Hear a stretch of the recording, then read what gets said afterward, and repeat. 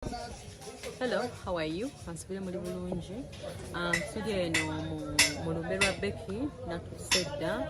Antubali twakatuuka mukama tusobozeseza tudde mu basi ya link twakedde saa 12 tulina ne batiktokazi abalala betuzeeko abo nabo.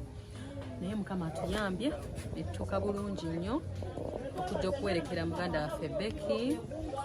Era enteekateeka z'okuziika zigenda mu maaso, entaana bagisimye. Abantu bali kwetegeka bakoze tenti bambi Becky baagala kumuwerekera obulungi.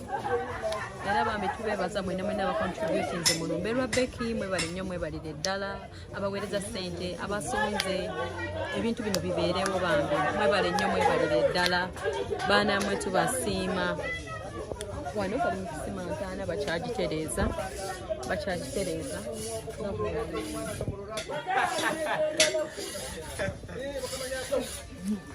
Ana bambi bagezesaako okulaba nga bamuziika obulungi.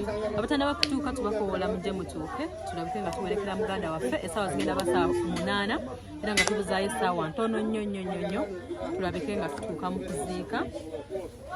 Tusaba Mukama awerekere Becky obulungi, amukuumeyo yonna gy'ali.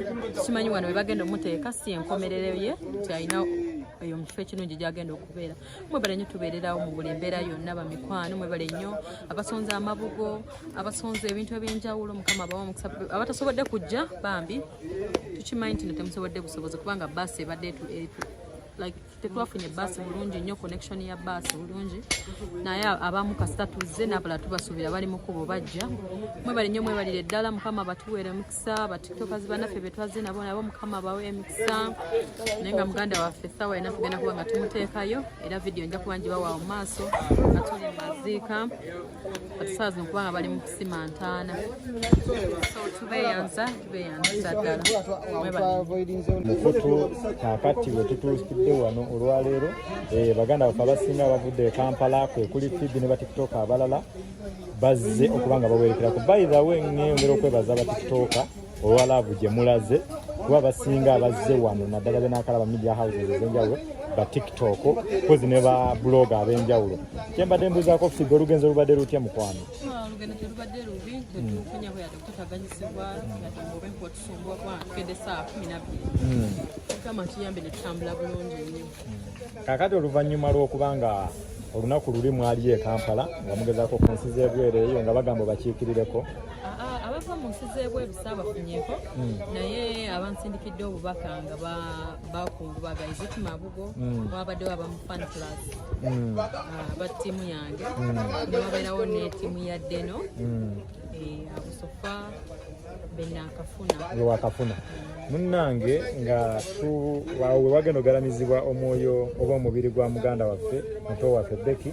Obadde oyinza kuwa bubaka ki abantu abali mu kwogera ddala ebigambo mu mbeera eno eriwo oba embeera gye tulimu? Ndabyeko abantu ab'enjawulo, oyinza kubawa bubaka ki abantu aboogera ebigambo ebitakwatagana? Kibeera beta nnyo n'oba nga waliwo mu ntandikwa ddala nga ne story eno omanyi gye yaviira okutandikira ddala ng'olyoka osala ekigambo nga bw'okyagala. Omanyi oyinza okwagala okusanyusa emmeeme eyo naye n'otafaayo balala bayinza wulira batya.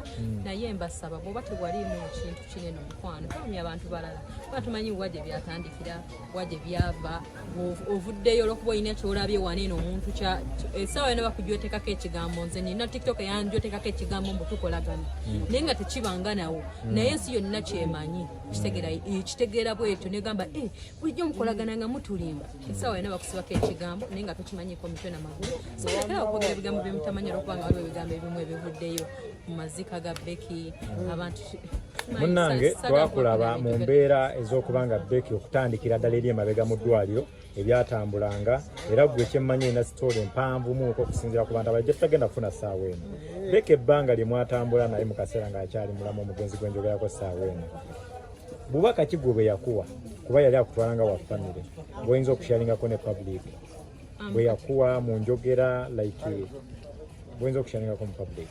Becky nga ye obubaka kubanga engeri gye yali mwana muto talina bubaka bwe yampa obanga engeri gye saabeeranga naye nga nzira just kumulaba just call ku birthday ye yarekodinga ka video ka audio nagamba Aunt Phoebe jangu bambi obeerewo ku birthday yange biki so nanyigiriza nnyo obudde abimaki nali ndi busy nga suubira nakujja nenyigiriza so far olunaku lwasemba kwogera naye wasemba kwogera naye sasemba kwogera naye nzijukira oba ne ku ssimu naddamu nenjogerako naye oba akavidiyo nandikodingirako kavidiyo nenzirayo nenkola live ku ddina ye waliwo ddina ye nenzirayo nenkola live then oluno olunaku olusembayo alyoka afe twagendayo mu ddwaliro naye jasi yali tayogera nga yeebase kozi nayongera okubajjukiza nti tuli ku mukutu gwa facts and truth tuli ne Phoebe tikitoka era abadde family member mu mbeera eno ey'okuyamba omugenzi nga tanabagenda yagirimu nnyo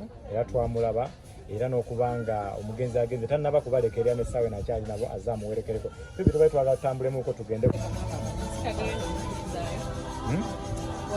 awo wewasuubira okubanga bagenda kuteeka keesi ye nga bali mu kubanga bamusabira gwe sala kigenza osabira ku Becky nga n'abalabe bakyajja Becky talina sala yonna nze amukakukiwa Becky anene Katonda kubanga abadde amwagala nnyo nnyo nnyo nnyo baye essaawa zino tewali sala talina byekola wano ku nsi wabanga yakikola bulungi kati kiba kiwedde yali yakola bimweyingira naye Becky yabaddewo ng'ayagala Katonda mu bulungi ne mu bubi abaddewo nga yesigala yeebaza Katonda mulamu era akkiriza tajja kufa ayebamakyene embeera yakusitayewulugunyangako eri Katonda fena twaliwo twakiraba asigala asinza asigala asaba nga yeebaza Katonda kati tukulemberemuko tugende otulageko ewali omubiri oba ewali keesi ye tube nga tufundikira ate tweyongera okuba nga twetaba mu nteekateeka ezimugenda mu maaso bano bonna abasinga wano bwe mulaba tikitoka nadda kubanga lekunaba kutukawo era munaye